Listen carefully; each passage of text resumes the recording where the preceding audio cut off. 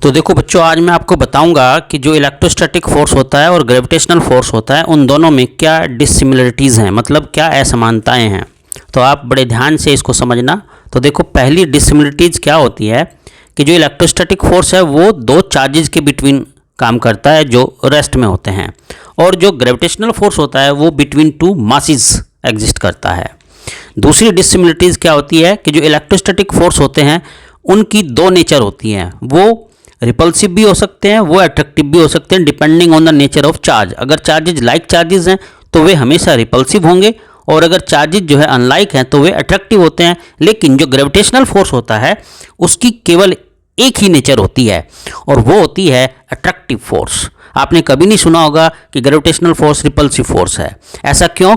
क्योंकि जो मासेस होते हैं ना, मासेस की हमेशा एक ही नेचर होती है, और वो होती है पॉजिटिव। क्या आपने कभी सुना है कि रामू का मास जो है -5 kg है? I think this is not possible. Mass can be zero, and if it is zero then the object will not exist. The mass can never be negative. That's why the nature of the gravitational force is only one, that is attractive. तीसरी बात इसमें होती है कि जो electrostatic force होता है वो स्ट्रोंगर होता है। किससे? ग्रेविटेशनल फोर्स से। इलेक्ट्रोस्टैटिक फोर्स 10⁻36 टाइम्स स्ट्रोंगर होता है ग्रेविटेशनल फोर्स से।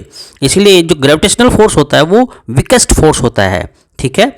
और इसकी नेक्स्ट डिसिमिलरिटीज है, electrostatic force operate over distances which are not large, but gravitational force operate over very large distances, ठीक है। तो ये इलेक्ट्रोस्टैटिक फोर्स जो है वो बहुत बड़ी डिस्टेंस पर ऑपरेट नहीं करते, जबकि ग्रेविटेशनल फोर्सेस क्या है वो बहुत लार्ज डिस्टेंस पर भी ऑपरेट करते हैं। जैसे आप देखते हो कि चंदा मामा और धरती माता के बीच ग्रेविटेशनल फोर्स आप निकालते हैं, ठीक है। तो नेक्स्ट जो इसकी डिसिमिलरिटीज़ है वो है कि भाई जो इलेक्ट्रोस्टैटिक फोर्स होता है वो मीडियम पर डिपेंड करता है। अगर दो चार्जेज के बीच आप जो है डायलेक्ट्रिक मीडियम पुट कर देंगे तो इलेक्ट्रोस्टैटिक फोर्स की वैल्यू डिक्रीज हो जाएगी, क्योंकि आप जानते हैं कि जो इलेक्ट्रोस्टैटिक फोर्स होता है वो इन्वर्सली प्रोपोर्शनल होता है डायलेक्ट्रिक कांस्टेंट के, उस मीडियम का जो डायलेक्ट्रिक कांस्टेंट है उसके इन्वर्सली प्रोपोर्शनल। जबकि जो ग्रेविटेशनल फोर्स होता है वो मीडियम पे डिपेंड करता ही नहीं।